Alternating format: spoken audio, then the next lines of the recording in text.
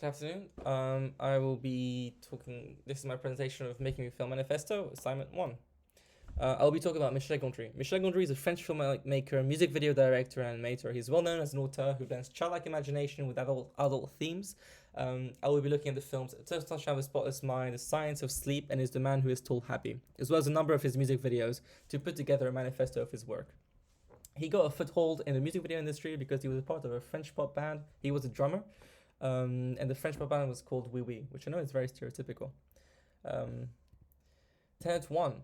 Have a whimsical approach to modern science. In his film, The Science of Sleep, Stefan creates a 1-second time machine. Of course, it is hard to find the use of such a machine, and it seems like something one would create out of fun instead of utility.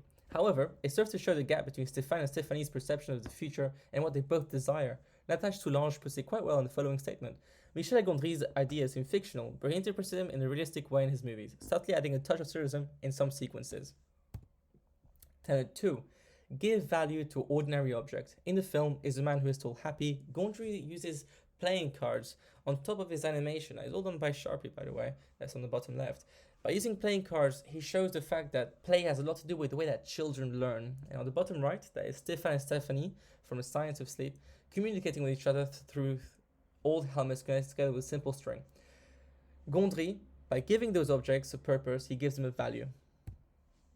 Tenet 3. Special effects through deceit. Spike Jones had a comment on Gondry's special effects technique.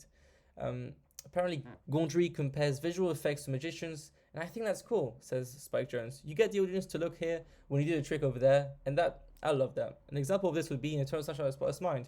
So, in this part, Joel runs through a pole, and then the image is inverted, and then he just runs back in real life. But in the film, it looks like he's just walking straight, and then it appears in the exact same spot. It's very smart.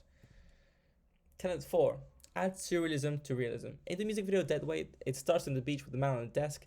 Stan Hammond from A2 Media rightfully puts that this creates a feeling of detachment from the real world, most likely from a job which is portrayed through the repetition of his actions to be mind-numbing and depressing. Being completely detached from his environment, we get the idea that the character is a deadweight, empty of aspiration and dreams. Tenet 5. Visualize the world as a child. Gondry says it himself in a documentary of the same name in 2004, I've been 12 forever. He mentions in that interview that he pulls a lot of inspiration from his childhood, specifically from this one magician called Gérard Majax, who was quite deceitful in the way that he worked.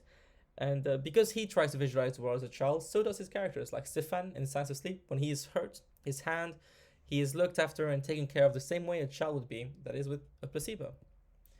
Tenet 6. Make a charming and absurd set. One way that set design was used by Gondry effectively was with a technique called forced perspective.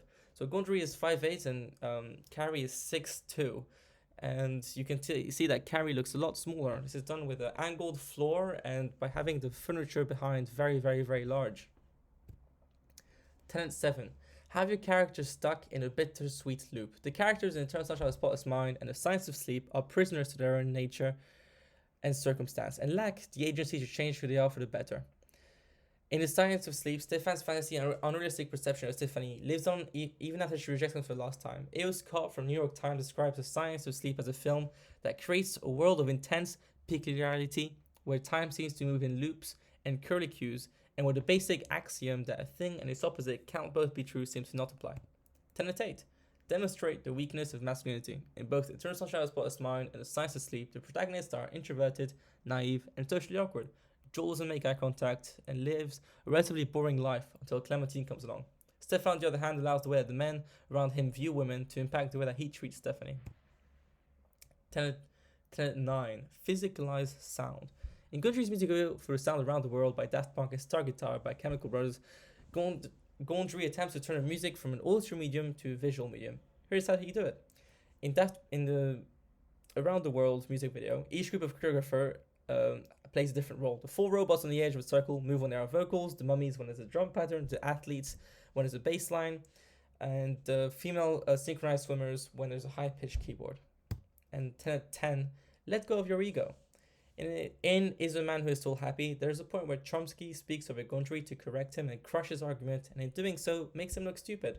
At that point, Gondry cuts to a side note where he explains that, even though he may have looked stupid, not my words, they're his, He still kept the shot on the final edit because it gave the opportunity for Chomsky to deepen his argument. Gondry put his ego aside for the betterment of the film. And that's all. Thank you very much for listening.